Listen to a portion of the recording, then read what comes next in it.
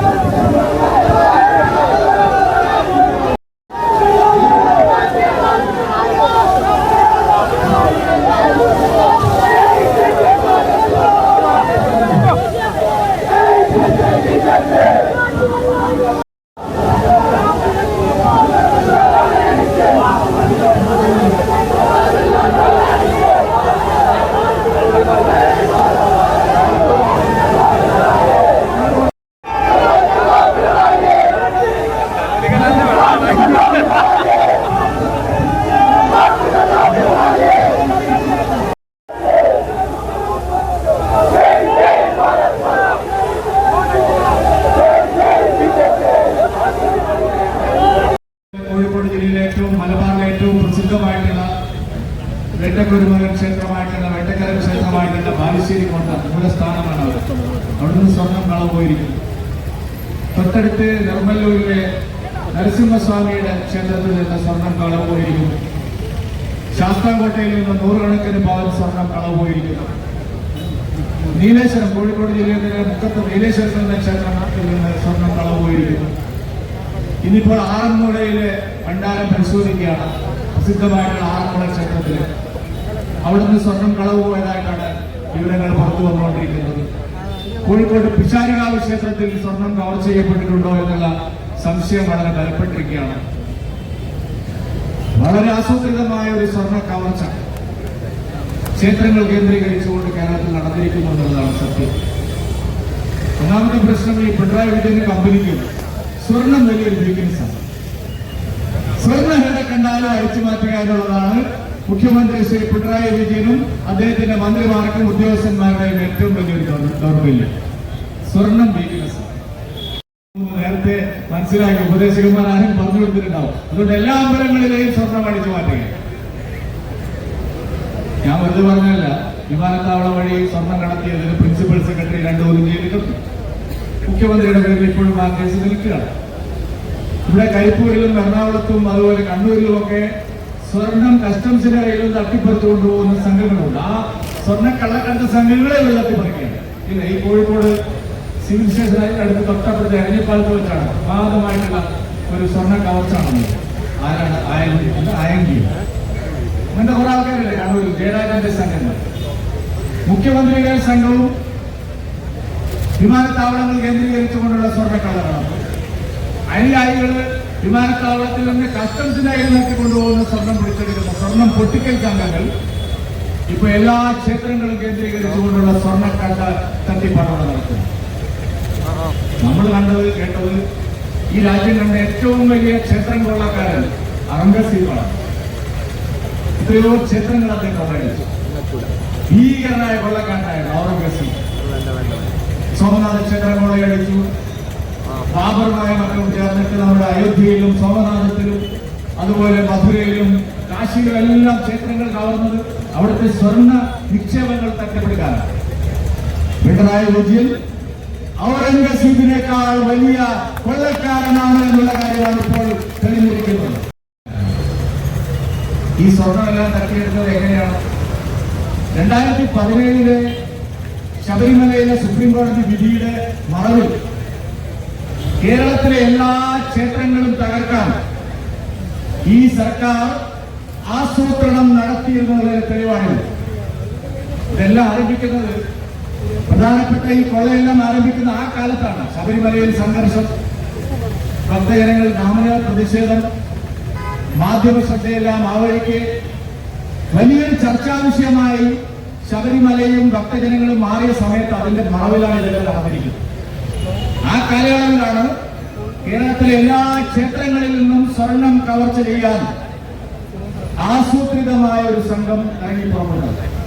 ശ്രീമാൻ VS അച്യുതാനന്ദന്റെ നേതൃത്വത്തിൽ കമ്മ്യൂണിസ്റ്റുകാര് പത്മനാഭസ്വാമി ക്ഷേത്രത്തിലെ സ്വർണം എടുക്കാൻ ഒരു തീരുമാനമെടുത്തിരുന്നു. നിങ്ങളുടെ ശ്രദ്ധയിലാണ് ഓർമ്മയുണ്ടാവുന്ന അറിയാം.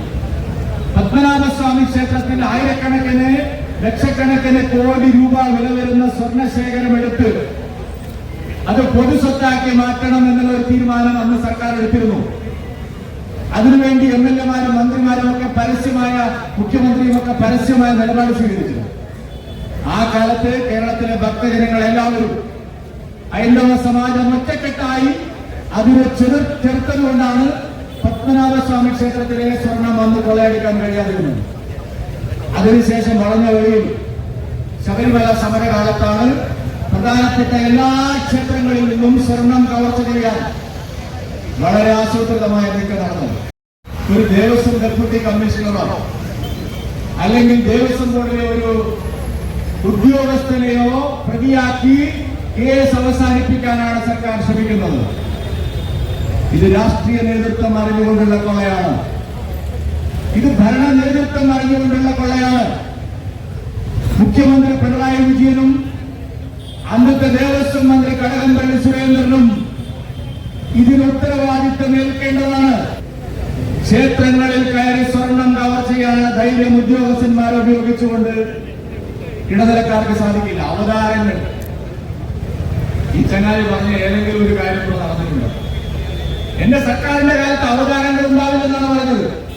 ഇപ്പൊ അവതാരങ്ങളെ തട്ടിയിട്ട് കേരളത്തിൽ നടക്കാൻ പറ്റാത്ത സ്ഥിതിയിലേക്ക് കേരളത്തെ എത്തിച്ചു.